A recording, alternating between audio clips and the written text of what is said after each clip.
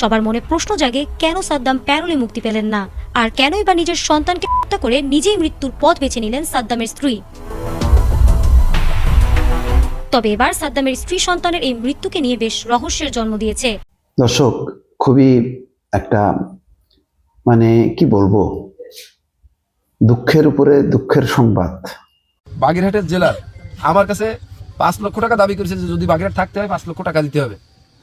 আমার স্ত্রী, যদি আমি বাগেরহাট থাকতে পারতাম, আমার কাছে টাকা নেই, আমি দিতে পারি নাই। আজকে আমি যদি বাগেরহাট থাকতে পারতাম, আমার স্ত্রী আমার সঙ্গে দেখা করতে পারতো।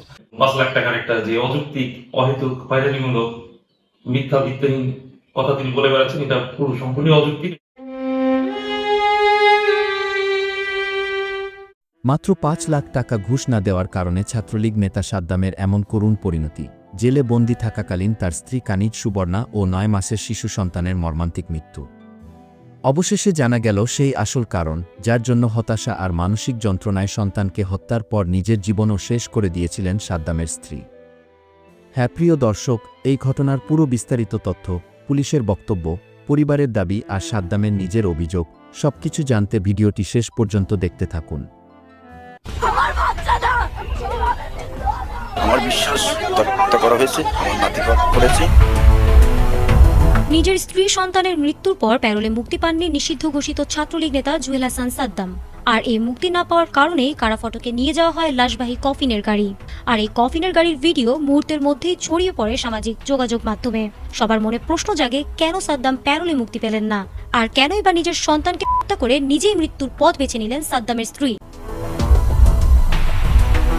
তবে এবার সাদ্দামের স্ত্রী সন্তানের এই মৃত্যুকে নিয়ে বেশ রহস্যের জন্ম দিয়েছে। অনেকেই ধারণা করেছেন এটি হয়তো পরিকল্পিত হত্যাকাণ্ড। কারণ হিসাবে সাধারণ মানুষের ধারণা, মা হয়ে এত ছোট্ট শিশুকে কেউ কি মেরে ফেলতে পারে? শুধু কি মানসিক হতাশার কারণে এমন ঘটনা ঘটিয়েছেন কানিজ সুবর্ণা স্বর্ণালী, নাকি অন্য কোনো কারণে এই নির্মম পথ বেছে নিয়েছেন তিনি? ছাত্রলীগ নেতা জুয়েল হাসান সাদ্দাম দীর্ঘদিন কারাগারে থাকায় তার স্ত্রী ও শিশু সন্তান করেছেন, এমন তথ্যই সামাজিক যোগাযোগ মাধ্যমে শুরু থেকে ছড়িয়ে পড়ে। তবে নিহত স্বর্ণালীর বাবা রুহুল আমিন হাওলাদার অজ্ঞাতনামা ব্যক্তিদের আসামি করে বাগেরহাট সদর থানায় হত্যা মামলা দায়ের করার পরই সাধারণ মানুষের ধারণায় ফাটল ধরেছে। এই মামলায় স্বর্ণালীর বাবা দাবি করেছেন এটি পরিকল্পিত হত্যাকাণ্ড এবং এই ঘটনা হত্যা হিসেবে চালিয়ে দেওয়ার চেষ্টা করা হয়েছে। আর স্বর্ণালীর বাবার এমন দাবির পরই নড়ে চড়ে বসেছে পুলিশ। আমার বিশ্বাস তাকে হত্যা করা হয়েছে, আমার নাতিকে হত্যা করেছে।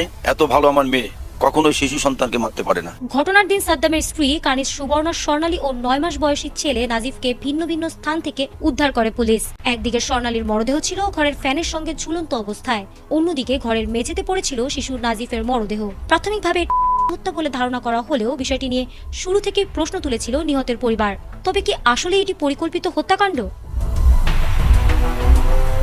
পুলিশের প্রাথমিক ধারণা ছিল স্বামী কারাগারে থাকায় বিষণ্ণতা ও হতাশা থেকে স্বর্ণালী তার সন্তানকে হত্যার পর হত্যা করেছেন। কিন্তু ঘটনাস্থলের আলামত, মৃত্যুর ধরন ও পারিবারিক সম্পর্ক বিশ্লেষণ করে বেশ কিছু অসঙ্গতি পাওয়া গেছে। বিশেষ করে শিশুটির মৃত্যুর বিষয়টি তার তত্ত্বের সঙ্গে পুরোপুরি মেলে না বলে মনে করছেন তদন্তকারীরা। এছাড়া ঘটনার সময় ঘরে কারা ছিলেন, মৃত্যুর আগে ও পরে যোগাযোগের তথ্য সহ সবকিছু খতিয়ে দেখছে পুলিশ। তবে পুলিশ জানিয়েছে মৃত্যুর প্রকৃত কারণ এখনো নিশ্চিত করে বলা যাচ্ছে না। তারা বলছে তদন্তে যে দিকগুলো উঠে আসছে তাতে ঘটনাটি শুধু হত্যা ছিল এমন সিদ্ধান্তে পৌঁছানো এখনই সম্ভব নয়। সামনে আরো গুরুত্বপূর্ণ তথ্য প্রকাশ পেতে পারে বলে ইঙ্গিত দিয়েছেন সংশ্লিষ্টরা। দর্শক, খুবই একটা কি বলবো, দুঃখের উপরে দুঃখের সংবাদ। তেমন দেখেন,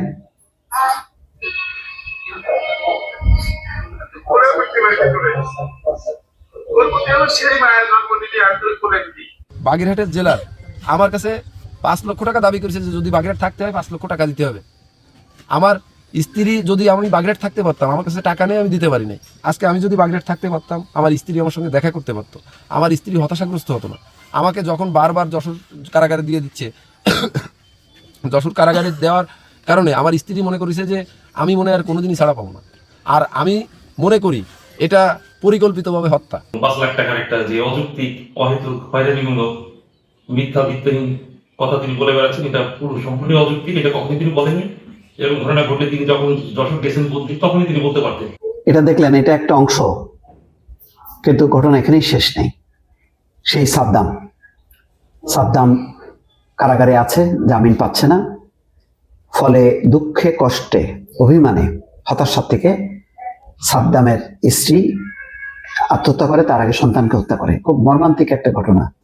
আরো মর্মান্তিক ছিল যে এই ঘটনার পর সাদ্দামকে প্যারোলে মুক্তি দেওয়া হয়নি।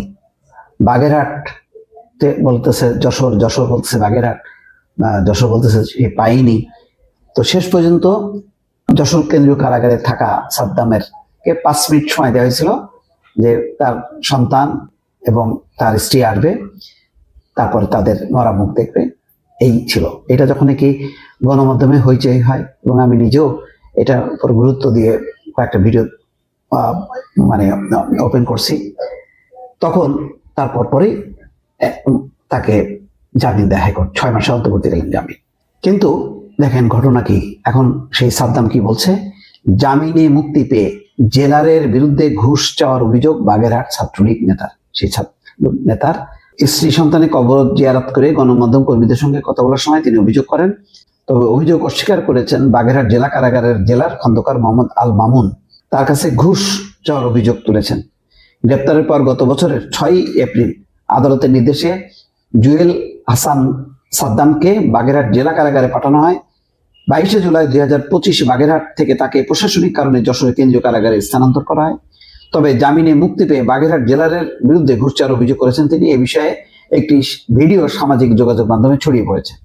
ওই ভিডিওতে জুয়েল বলেন, বাগেরহাট জেলার আমার কাছে 5 লক্ষ টাকা দাবি করেছে, যে যদি বাগেরহাট থাকতে হয় 5 লক্ষ টাকা দিতে হবে। তিনি আরো বলেন, আমি কারাগারে ঢোকার পর থেকে আগের থেকে আমার বাগেরহাটের সংসদ সদস্য তন্ময় ভাই, অর্থাৎ বাগেরহাট 2 আসনের সাবেক এমপি শেখ তন্ময় আমার পরিবারের সার্বক্ষণিক খোঁজখবর নিয়েছে। জেলে আমার পিসির টাকা, জামিনের টাকা সম্পূর্ণ আমার ভাই দিয়েছে। তিনি নিজেকে নির্দোষ দাবি করেন এবং বলছেন যে আমার স্ত্রী অনেক হতাশগ্রস্ত ছিলেন। আমাকে 3টা মাস সেলে রাখা হয়, সেলবন্দি। তবে কারা কর্তৃপক্ষ অভিযোগ অস্বীকার করছে। ওই বন্দি শুরু থেকে অনেক আক্রমণাত্মক ছিলেন, বিভিন্ন জনকে গালাগাল এমনকি মারধরও করেছেন। নিরাপত্তার জন্য তাকে সেলে দেওয়া হয়েছিল, সেখানে চলাচলটা সংরক্ষিত থাকে, সেল কোনো শাস্তির জায়গা নয়। আল মামুন বলছেন, কারাগারের জেলার আচরণের কারণেই তাকে যশোরে পাঠানো হয়েছিল, এখানে অন্য কোনো ঘটনা নেই। আর জেলার চাইলেই কাউকে অন্য জেলায় স্থানান্তর করতে পারে না। এই ধরনের ভিত্তিহীন কথার আমি প্রতিবাদ জানাচ্ছি। যাই হোক, প্রিয় দর্শক, আজকের এই প্রতিবেদন হতে আপনারা কি বুঝতে পেরেছেন? সাদ্দামের স্ত্রী সন্তান মৃত্যুর আসল রহস্য কি আপনারা বুঝতে পেরেছেন? আসলে কি এই কারণেই তাদের মৃত্যু হয়েছে? এই বিষয়টি নিয়ে আপনাদের মতামত আমাদের কমেন্ট বক্সে কমেন্ট করে জানাতে ভুলবেন না। আর হ্যাঁ, আপনি যদি আমাদের এই চ্যানেলে নতুন দর্শক হয়ে থাকেন তাহলে অবশ্যই চ্যানেলটি সাবস্ক্রাইব করে বেল বাটনটি অন করে রাখবেন। আজকের মতো এখানে বিদায় নিচ্ছি। দেখা হচ্ছে পরবর্তী কোনো একটি আপডেট নিয়ে। ভালো থাকবেন সবাই। ধন্যবাদ সবাইকে।